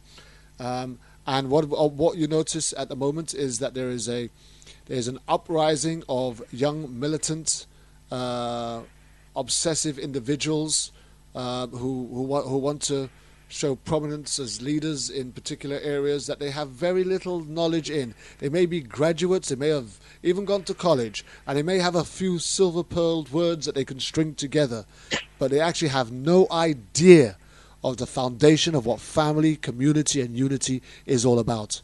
And these are people that are they're sort of obsessed with separatism, because what they're trying to, everything that they're doing will separate a community. They're still trying to hold one against the other. Whereas I've watched Greg trying to work in ways of trying to unify the community, bring them together as a whole, young, old, and middle age. Because the only way that this thing is going to work is if we all work together. The moment we start, and here's the thing, without trying to make a bold statement here, every time you get one of these things started, and this is one of the things that I said with these Black Lives Matter groups, you've got so many of them now, and they're all calling each other's names now. Instead of working together as a group of people trying to achieve the same objective, now we're busy fighting each other. And this is what happened on this particular post when we posted it. All of a sudden, everything that was focused on Semaj had now been focused onto Greg, and the point was being lost. It was being missed, because we were talking about a 17-month-old child who had been subjected to a horrific death, and now all of a sudden we're being drawn into a petty argument between some buffoons, and that's a conservative language, right? But for me, right, when we start fighting against each other, all we're doing is we're doing the devil's work.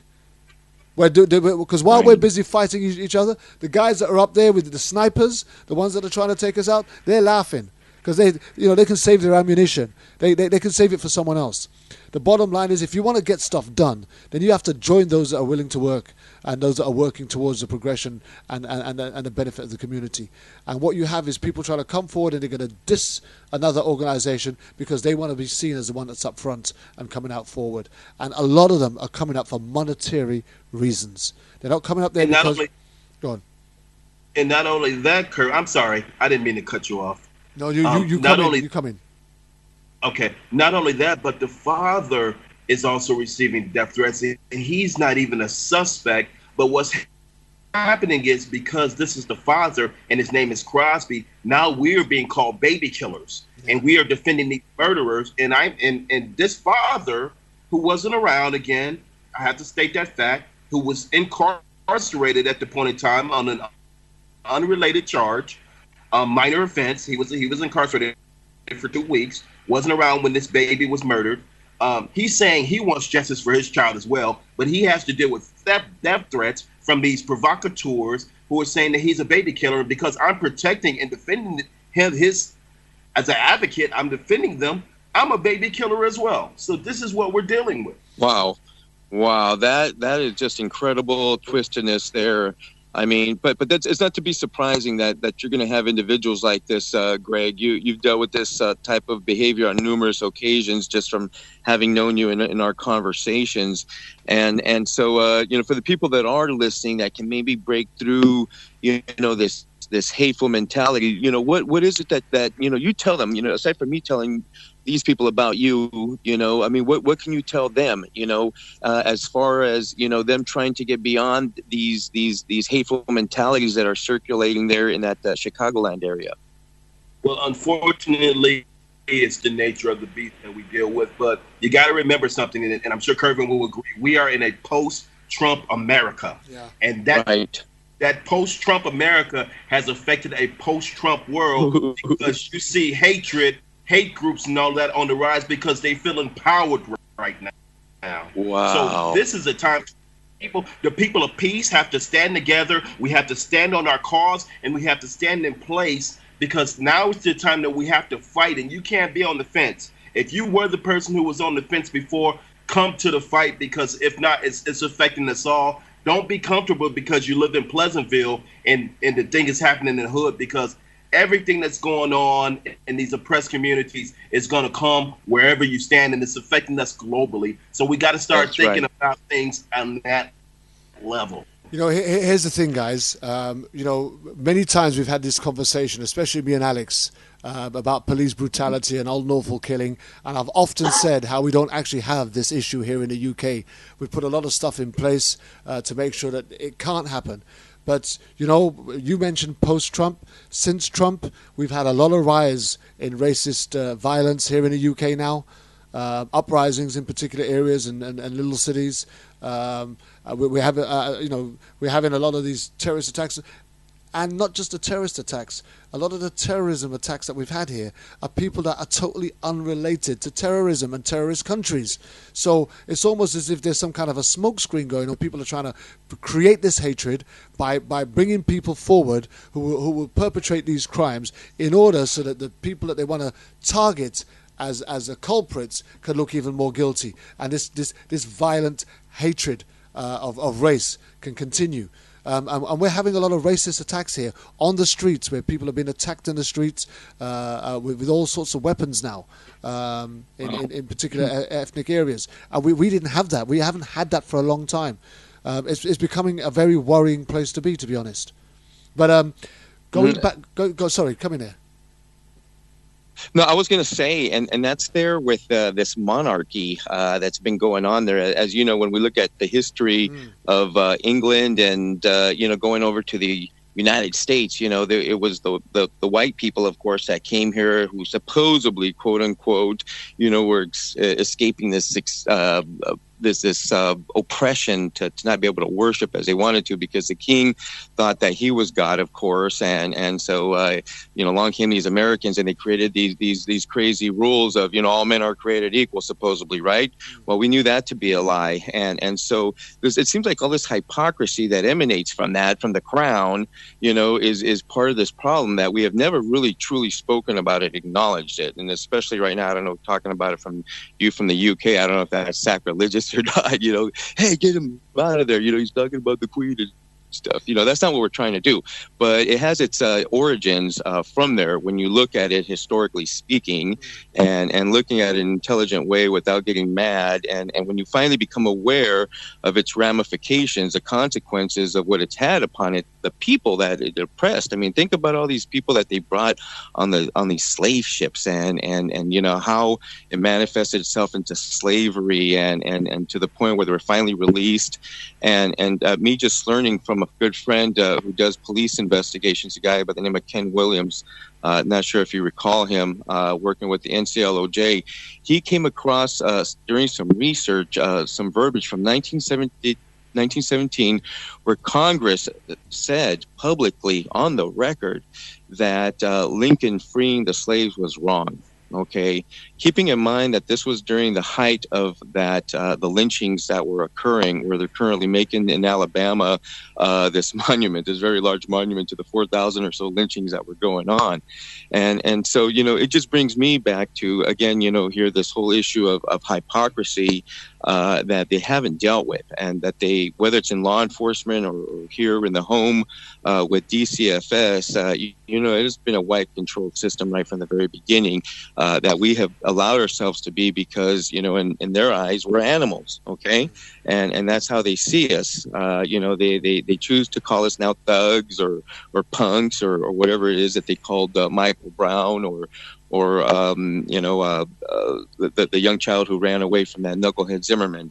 I don't have him on my mind, but I mean, these are all household names of everything that has come to symbolize where we're at here now, talking now about this young child. I mean, before it was police brutality, here now we're talking about the same system, the same government system, which continues to allow these things to perpetuate. And then we act stupid, oops, and for a second, we're outraged and we're pissed and off with their head type of thing, right? But we go back to the same, and nothing ever gets done. So I'm hoping that we can get past this. Well, here's the thing. I mean, we need to start looking. We've done a lot of talking about our anger and frustration as to how incompetent this whole scenario has been. We need to start talking about some positive things that we can start looking going forward. One of the things that I was just looking at is over here we have a thing called Sarah's Law. I don't know if you ever heard of Sarah's Law, but no. Sarah's Law. It was it's the new child sex. Well, it's not the new. We've had it in place for a while now. It's the child sex offenders law, where now allows anyone to formally ask the police if someone with access to a child has a record for child sexual offences. That's law now. So, for example, and this was brought about because a young child was abducted and murdered by a known paedophile who was allowed to live in the area, who had access to a child. The child was kidnapped, and the child was eventually found in this person's home. We have similar laws like that. Over here we have Megan's Law in California. It's very same exact thing. Yes, so, exactly. Yeah, so now anybody that has access to a child, you could actually just go up and ask, does this guy have any sexual offences against him? And the police don't have to tell you anything else, but they do have to tell you if that person does. Right, so you can protect your child, right? But there are other things in place, and when Greg is talking about going forward, we need to start looking at, and it's not about what just the community groups can do, because community groups can only do so much if it's not legislation, right? So it's about how we actually get these ideas in place, where the child services and children's services and law enforcement are working off the same page, protecting and supporting the families that are living in this kind of circumstance and condition. So what ideas do you have to put forward going forward in this minute, Greg? Well, one of the things that we all can do just at our level, because if we're waiting on the bureaucrats and our to do it, we'll be waiting a long time. I'm going to tell you in a lot of cases. But we can start using community databases like Facebook has for storms. When people have their saved, they can mark their saved. Well, we can probably look at maybe even initiating group pages to whereas, if someone if a child is in danger or if there's indications of danger, then we can start communicating that through social media and that sort of thing. We have to really just start linking up the tools and the resources because Facebook itself is pretty much the go-to for community now. Oh, absolutely. You can do family reunions. They do them on Facebook because, I don't even need to know about my relative anymore because I know what they're doing on Facebook. So we can use that as a tool and a resource for enforcement of law and protection of these children. We have to start thinking about how to communicate that way because we have those tools and resources in place. Okay, so recently you have a new head of DCFS, Beverly Walker. That is correct. That's and does she seem to be putting anything in place? Well, the meeting that when I came into this, and the question is, it is ongoing. There was a meeting, and when I came into Justice for Semaj, there was a meeting downtown. Myself and Senator McGuire and Miss Beverly Walker, her team. We had people from the community attend this meeting. And I'll tell you what, at that point, Ms. Walker was 4 weeks into the job. She didn't have a lot of specific answers for anything. She really didn't have a knowledge of systems at all. She knew some things. She had two executives with her who were tenured, who were able to talk a little bit more about subject matter. But I can guarantee you that the board and the chair who headed the meeting, including the senator, the overall consumption was that they are in for an uphill battle and these people are unprepared for the future. So when I say there hasn't been real reform, there is still not a level of real reform necessary to stop another baby Semaj from dying. Okay, so here's the thing then. So not only did the caseworker visit the child hours before she died, but also there were several abuse and neglect complaints filed in the 2 years regarding the children that were living at the home. Right. So were these complaints of neglect and abuse, were they made by people in the community? Who were making these complaints? Well, we don't know because when a person with DCFS here, it's all done confidentially. Yep. So DCFS say, but what we do know is that some of them were unfounded, meaning that basically they weren't true. The majority of them were founded, and the family should have been offered services. So the family was on a service program. Unfortunately, it didn't help save Semaj's life. Oh. That's a very sad case of events. But again, Kervin, may I ask Greg? Greg, what do you want to hear the powers to be there acknowledge and say about this, rather than this stupid game that's been going on here, for a while now? I don't know if I'm saying it right to you. I think you know what I'm talking about, right? But they're going to be listening to this, obviously, okay, and taking in every single word and thinking, okay, well, he's there, and what does he want, and what does he want to see happen? I mean, you have the voice, and you explained it perfectly how it is. I don't see any other way how they can try to explain themselves out of this ridiculousness that continues. I mean, what do you say to these people or expect from them? Well, that's a two-layer, because there's so many moving parts to this, Kervin and Alex. The first thing that we have to say, and this is where we're at right now, is whoever is responsible, hopefully they'll see the public pressure that we're putting on, and that will encourage them to come forward and do the right thing. We're talking about the suspects. Now, as far as from the officials on the ground, we cannot let the death of this 16-month, going on 17-month-old child go without some accountability. The folks, like say, for instance, the head who has a $250,000 job in Florida as a result of his bargaining, right, has a cushy job, needs to be prosecuted. And that's how I came into this. We are pressuring the governor here who's this gentleman, Sheldon, who walked away in the heat of the fight right after Semaj's death. You know, to me, it's criminal. And he actually set the stage for this to happen. I mean, you were doing pop contests, giving $100 gift cards to your workers to close cases. Well, what? You know, right. Well, we talked about that, and again, this is the ethics probe that he is responsible for. He needs to be held accountable. He needs to go to jail. There has to be accountability from officials on the ground. If nobody's prosecuted, like I think Kervin, you mentioned that there was an ethics probe, the social service worker in your case out there, one of your cases, Absolutely. Somebody has to be prosecuted. Yeah. She wasn't just prosecuted; she was sent to jail. So that's what has to happen, because if not, Sheldon has to go to jail. I mean, listen, if there's at the end of the day, as the caseworker, you were responsible for that child. You were responsible for the well-being of that child. And if you have witnessed this and you failed to report it, or you failed to report it to your supervisors, you failed to raise the flag, you failed to raise the concern, you failed to follow protocol, and that child dies on your watch, then that's you. That's on you. Because hang on a minute, sorry, Greg, we've already decided that the parent is not responsible enough, which is why we've put you there. Well, and here's the thing.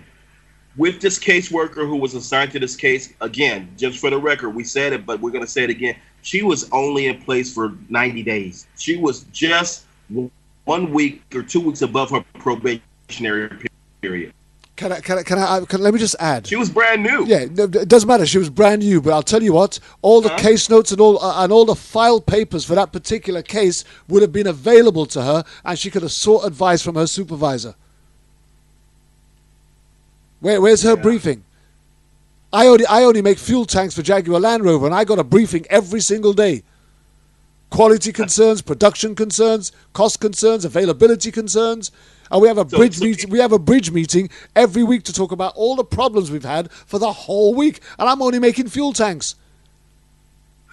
We're talking about a child here. That's crazy, right? Here's your answer. Go on. Here's your answer. No, your answer is right here. Here's your answer. One of the questions that was asked from Beverly, the new head of the Department of Children and Family Services here, is, why weren't the systems linked up? Right? Same question we asked. Her response was, if an allegation goes unfounded, then it drops off the system within 4 months. Oh.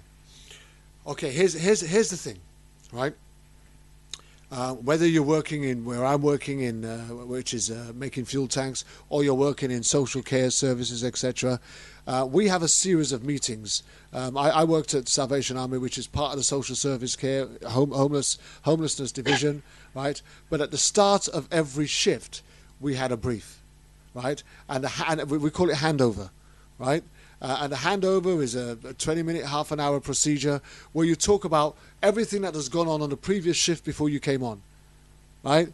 You run through that, but also, what are our responsibilities and duties for dealing with any repercussions of this kind of thing today, right? So you're dealing with ongoing cases, right? So you're telling me that you are a child services department dealing with X amount of cases. And here's the thing. Where we were talking about that Victoria Combi case, which is the one where the social worker was taken to court, part of their excuse was, part of their reasoning, part of their justification was they were swamped with too many cases. They were overloaded with cases that they couldn't manage the amount of case files that they had, right? That's what they were trying to throw up as their excuse.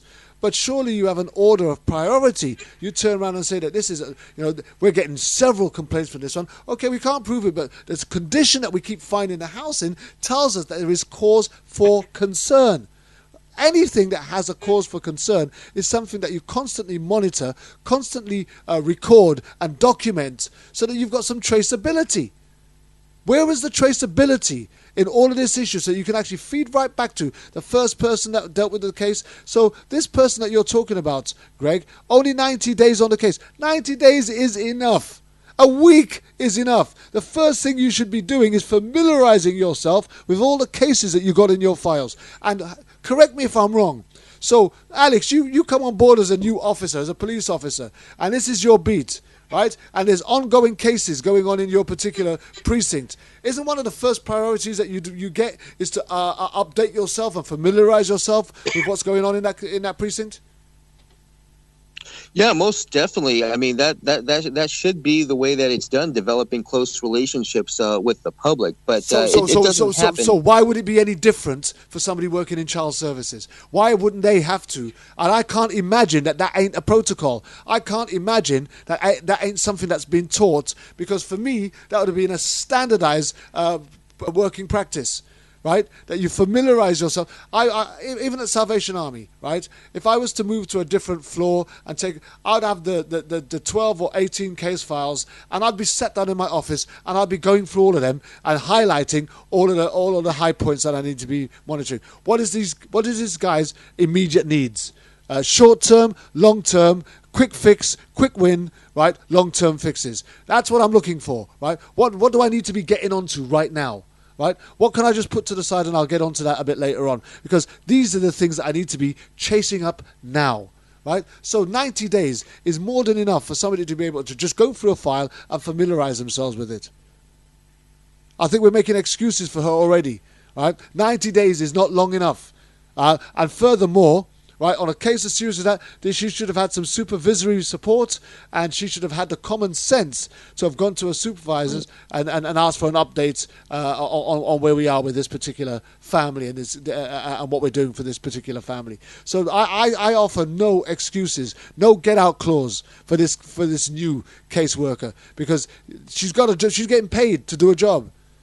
She's supposed to know what she's doing from the time she got in there. I'm not sure. Do you disagree? I mean, it's a valuable argument, and I can't dispute it, because the bottom line is, if somebody would have did something, then this beautiful baby would not be dead today. Okay, let me bring it back a minute, because we're really running out of time. We've got about 10 minutes left, and I'm sure that we've got some more to say. Greg, you are a pastor, a bishop, right? You hold services. Now, all of a sudden, the head of your church organization says there's a new church that I need you to go and pastor, right? Wouldn't the first thing you do when you walked into that church is familiarize yourself with the congregation? Sure, you need the history. You got to get the history of what's going on. Okay, right. So you'd be talking to all those that you needed to talk to, those that work close with the church, the elders and the leaders of the church, the people that are working in positions, those that work within the church, as well as those that appear to come more regularly. And 90 days, right, bearing in mind that you're probably only opening your church once a week on a Sunday, right? Would that not have been long enough for you to have been able to detect who are the high maintenance, who are the guys that you need to be praying for more, who are the guys you need to be watching out for more? You got a guy in the choir who's had 3 girlfriends in 2 years in the church. You need to be watching him because he's a player. Wouldn't you have been trying to get all of that information from the get-go? I would think, but, going back to your reference real quick about the police incident with Alex, they have to shadow a more experienced officer. So I would have liked to see them shadow. Sorry, repeat that again. My wife just came into the studio. I said I would have liked to have seen that DCFS worker shadow a more experienced worker, especially on such a complex case as Semaj's and her family. Absolutely. At the very least, you'd have had somebody shadowing, somebody supporting, chaperoning, you know what I mean? Somebody with a bit more experience and knowledge in these kind of extensive detailed cases, high-profile cases, so that they could have been giving them signposts and pointers as to what they need to be looking for and how they need to be supporting. But the bottom line is that the family, irrespective of how guilty we think they are, the family was failed by the services. Yes. Okay. In the family, yeah. Now what we need to do is we need to try and make sure that we don't get another Semaj Crosby. How do we do that, Greg? Well, first of all, we want to make sure that everybody who was responsible and is accountable, and that has to be fought out in the public.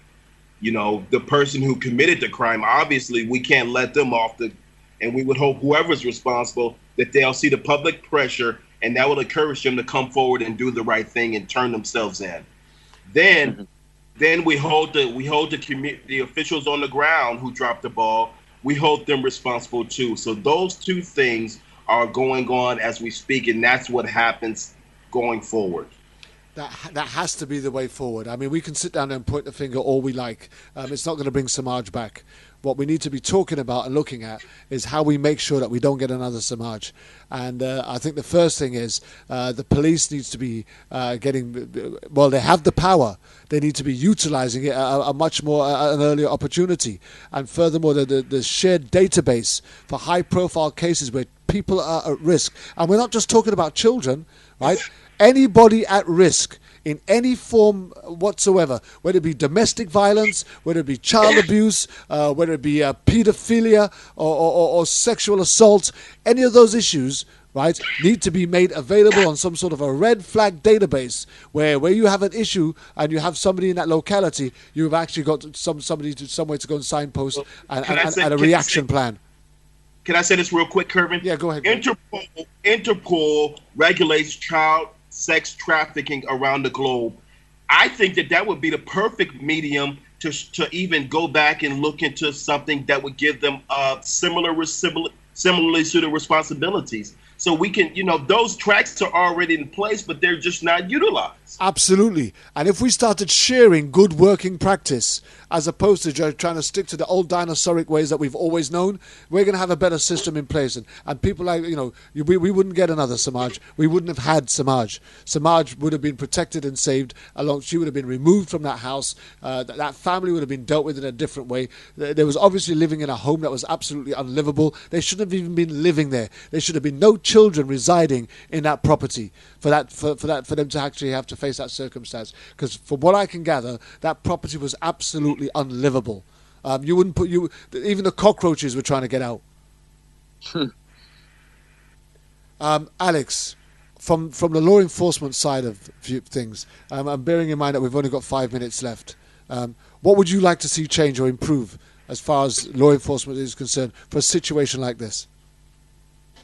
Well, just like with everything is transparency and for law enforcement and their command staff not to go into a ostrich-like mode where they want to put their head in the sand. If they can just acknowledge, okay, well, this happened, and how do we do this? How do we attain for it? Acknowledge our shortcomings. I think that the people won't be at the unrest. Right now, the problem, what got everybody going mad, is that they've remained quiet. They've remained silent. You got the upper echelon, resigning and going to work these cushy jobs, and people are seeing right through this. So I think when they start acknowledging that this is happening, I think that's when law enforcement will be able to become respected again. Right. Okay. Last words from you, Greg. We're 3 minutes away from 3 minutes away from finishing. Last words from you. Well, please continue to work with us and help us put pressure on the police. Anyone can call the Will County Sheriff's Department, who is the investigative agency on Semaj. Anyone can look their information up online and call or send an email saying, we want justice in Semaj's case.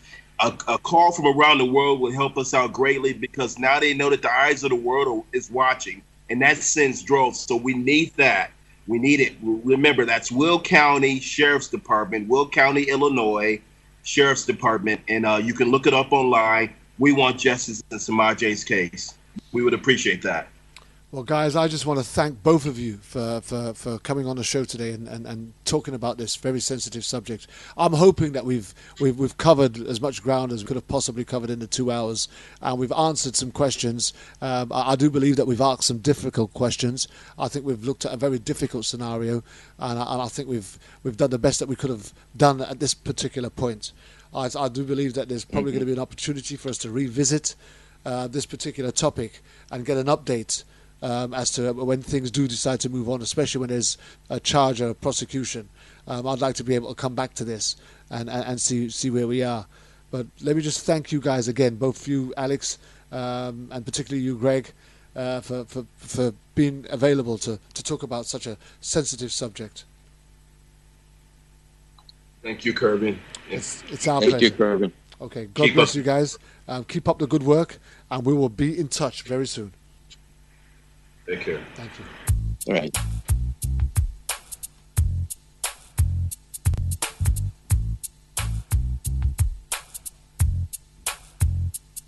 I already did my time. I paid for my crime. I already did my time. I paid for my crime.